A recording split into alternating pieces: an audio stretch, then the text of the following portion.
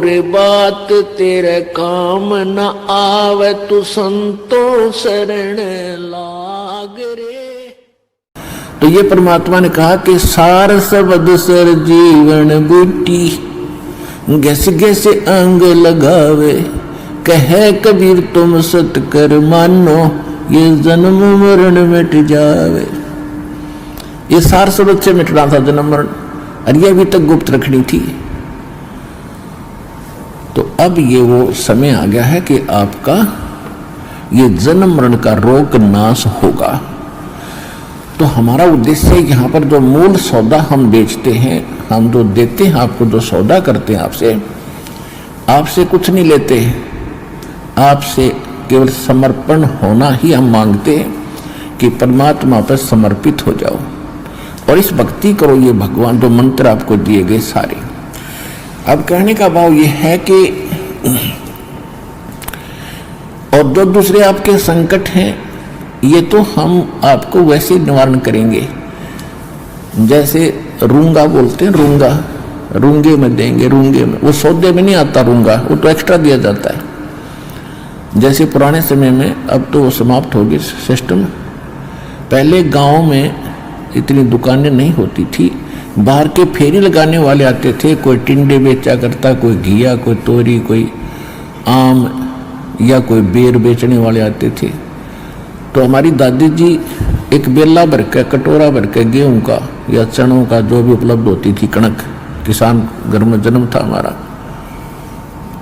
और वो ले जाती थी, पूछती थी भाई कैसे देता है ये, जैसे टिंडे कैसे देता है सब्जी के लिए।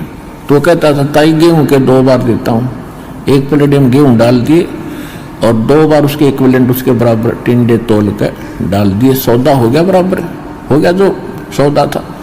फिर हमारी दादी जी कहा करती रूंगा और दे भाई, और एक टिंडा उठा कर और दे देता।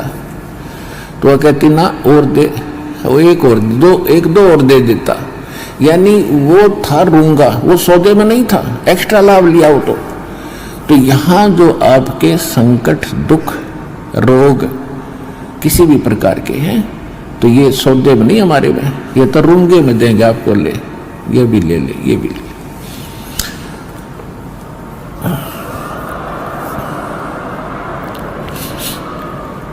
और पुण्यात्मा दास बार बार कहता है ये एक डूब बाट के गीत नहीं है, ये उस समर्थ की महिमा है, उस समर्थ का ज्ञान है, उसके दिए हुए विधि भक्ति मंत्र हैं। इनसे वही लाभ होगा जो दास बता रहा है, भगवान ने बताया है। अब जैसे जब तक हम सुखी हैं तब तक हम कोई भी भक्ति कर रहे हैं, किसी भी देव की, किसी इष्ट की, या ना कर रहे हैं, तो आपके वही प्रारब्ध के, किस्मत के कर्म ही आपको प्राप्त हो रहे हैं। जैसे किसी ने इन्वर्टर की बैटरी चार्ज कर रखी है, वह फुल हो ली और फिर चार्जर लगाया नहीं, तो वह फिर भी काम कर रही है, चार्जर हटा रखा है, चार्जर है ही नहीं आसपास भी, और ना चार्ज लगाने की कोई बिजली उपलब्ध है, तो फिर भी वो चल रही है, खूब काम कर रही है, पंखे भी, लाइट भी खूब चल रही है। तो जब तक वो बैटरी चार्ज है तब तक तो नो प्रॉब्लम, और जब वो बैटरी होगी डिस्चार्ज, फिर प्रॉब्लम, नथिंग एल्स। तो पूर्व जन्म के जिसके जितने संस्कार, पुण्य कर्मी, जितनी उसने बैटरी चार्ज कर रखी है, कोई प्रधानमंत्री बना है, कोई राष्ट्रपति बना किसी देश का, कोई IAS, IPS, डॉक्टर, इंजीनियर, जज, या कोई सेठ बना है, कोई अच्छा किसान बना है, कोई अच्छा दुकान चल रही है, कोई वैसे किसी के बच्चे अच्छे हैं, कोई नौकरियां प्राप्त हैं, तो ये उनकी पिछले जन्म की बैटरी चार्ज है, वही चल रही है, आगे चार्जर नहीं है। और जब आगे चार्जर नहीं है तो वो बैटरी जब तक पूर्व जन्म की चलेगी, फिर कैर टूटने लगेंगे, जब दुख शुरू होंगे वो खत्म हो जाएगी, पुण्य खत्म हो जाएगी। हमारे जीवन में पुण्य और पाप दोनों साथ हैं।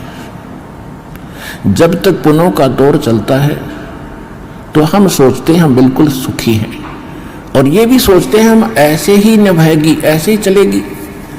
और जब वो पुनः समाप्त हो जाते हैं, वो बैटरी डिस्चार्ज हो जाती है और फिर पाप का दौर शुरू होता है। फिर हम भटकने लगते हैं, क्योंकि जो पूजाएं आप कर रहे थे उनसे तो राहत मिली ही नहीं। उनके करते करते ये दुख और संकट आ गए आप पर, तो तब आपको उन पूजाओं में अविश्वास हो गया जो आप पहले कर रहे थे। फिर आपको किसी ने बताया कि उस मंदिर में मत्था टेकने से लाभ होता, आप फिर वहां जाते हो। किसी ने आपको बताया कि वैष्णो देवी जाओगे, वहां पहुंचोगे तो आपको बड़ा लाभ मिलेगा, आप वहां पहुंच गए। यानी वो जो साधना पहले कर रहे थे वो छोड़ दी। फिर आपको किसी ने बताया बालाजी जाइए, आप फिर वहां जाते हो। तो कहने का भाव ये है कि जब आपके पाप कर्म का दौर शुरू हुआ और जिन साधनाओं को करके आप निश्चिंत बैठे थे, हम बिल्कुल सुखी हैं, तो उन्होंने आपका साथ नहीं दिया, क्योंकि वो साथ पहले भी नहीं देने वाली थी। उस समय आपको कोई कहता कि साधना कर रही है ठीक नहीं है, आपको लाभ नहीं मिलेगा, तो आपको कभी विश्वास नहीं होता, न आप मानते हो। और फिर जब संकट आते हैं फिर आप सभी मान जाते हो।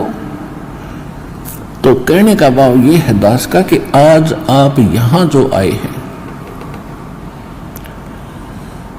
आपके पूर्व जन्म के संस्कार व बैटरी कति खत्म हो ली। अब हम देंगे चार्जर उस परम पिता की पावर के लगाने का, ये भक्ति विधि। और फिर आप उस चार्जर को लगाए रखना आखिरी सांस तक, कनेक्शन ना कटने देना, तो आप इस जीवन में सुखी रहोगे और सतलोक चले जाओगे। आपकी भक्ति बहुत बढ़ जाएगी, आपके संकट भी नाश होंगे।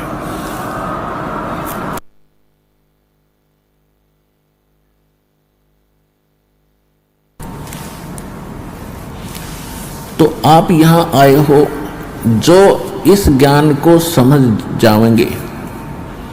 यहां पर दो प्रकार के प्राणी पूरा लाभ उठाते हैं।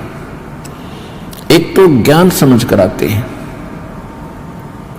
और दूसरे जो सब जगह भटक भ्रम लिए और कहीं से लाभ मिला नहीं, और फिर वो यहां टिक जाएंगे, अकोर की तक ठिकाना नहीं, सब जगह जा लिए।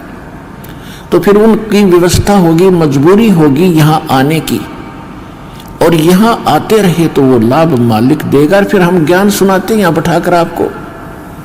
तो यहां आपसे प्रार्थना की जाती है, जब तक सत्संग चले आप सब चिंताएं और इधर उधर की गल्ला बातें छोड़ के ध्यान से सत्संग सुनो।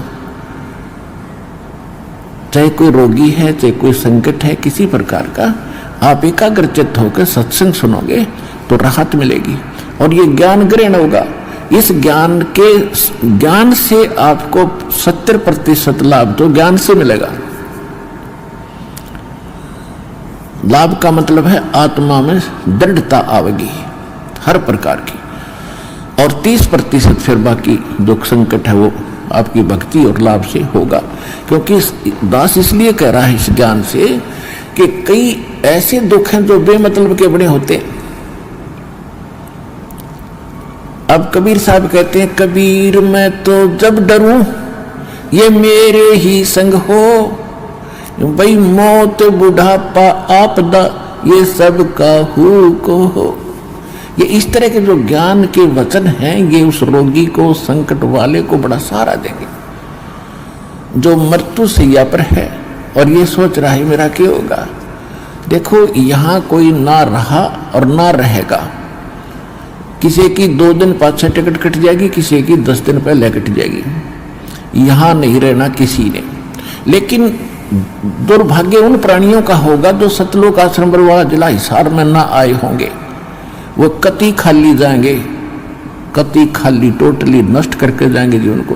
और जो यहाँ आ गया, नाम भी ले लिया, प्रथम नाम लेकर भी उसका जीवन अंत हो गया, वो भगवान का हो गया, वो परमात्मा के जुड़ गई आत्मा, उसमें बीज पड़ गया भक्ति का। और अब ये हजारों वर्षों तक ये ज्ञान और ये समाधान चलेगा। अब वो जो बीमार रोगी कहीं सब जगह थक लिए जब यहाँ लाए और उसकी होगी मृत्यु नाम लेकर के, आप तो चाहे कुछ भी सोचो, लेकिन भगवान ने अपना बच्चा ले लिया अपनी शरण में। मृत्यु बेशक होगी, वो अगले 10 महीने मालेगा, 10वें महीने यहाँ भगवान के दरबार में नया शरीर होगा, नई शरीर भक्ति करेगा। परमात्मा ने तो अपनी आत्मा देखनी, हम अपना स्वार्थ देखते हैं। और 10 दिन 2-4 महीने और भुगता तो हम ही कह देते भगवान इसने ठा ले, हे भगवान ठा ले। हम भी तंग हो जाते, पैसा भी समाप्त हो जाता।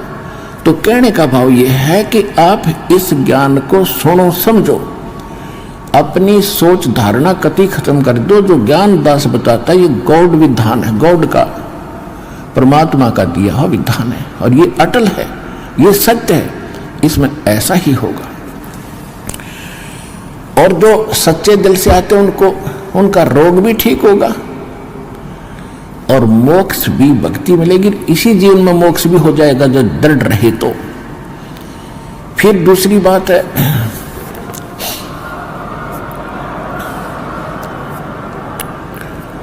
इसके अतिरिक्त और भी बहुत सी, क्योंकि ये विधान है भगवान का, और आप हो बच्चे पहली कक्षा दूसरी तीसरी के, अब जैसे कानून की किताब को तीसरी चौथी कक्षा का बालक कैसे समझ पाएगा, लेकिन बार बार दास समझाएगा तो आपके हृदय में ये अवश्य जचेगा, विश्वास होगा, क्योंकि ये गॉड गिवन स्पिरिचुअल नॉलेज है, परमात्मा का दिया हुआ अध्यात्म ज्ञान है।